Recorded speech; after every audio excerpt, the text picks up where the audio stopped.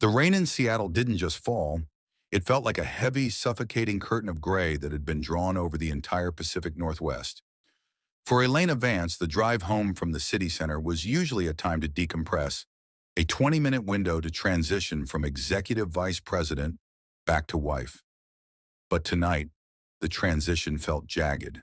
The heater in her SUV was blasting, but a persistent chill seemed to have settled deep into her marrow, a cold that no amount of forced air could touch.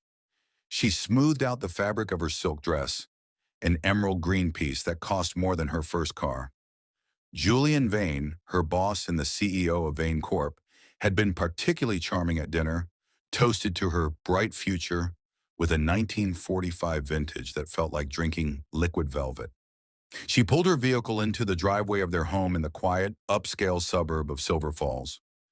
The headlights swept across the manicured lawn and the charcoal gray siding of the house they had bought just 3 years ago. It was their sanctuary, the place where Marcus, an architect with a penchant for mid-century modern design, had poured his soul into every renovation. But as the engine cut out, a heavy silence rushed in to fill the space. The porch light was dark. This was the first red flag. Marcus was a man of ritual, and leaving the light on for Elena was a sacred tenet of their marriage.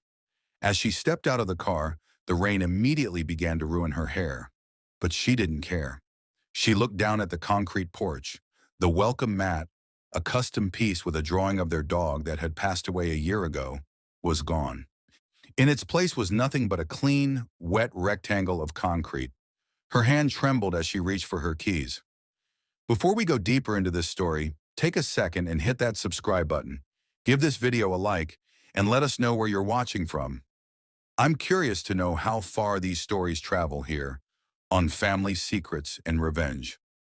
Elena slotted the key into the deadbolt. Usually it required a slight jiggle, a quirk of the house she had grown to find endearing. Tonight it turned with a smooth, oiled precision that felt alien. She pushed the door open, bracing herself for the familiar scent of home, the lingering aroma of Marcus's morning espresso, and the vanilla sandalwood candles she kept on the mantel.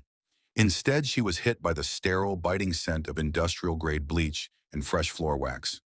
It was the smell of a hospital or a brand-new hotel room. She reached for the light switch. The foyer flooded with a bright, clinical light.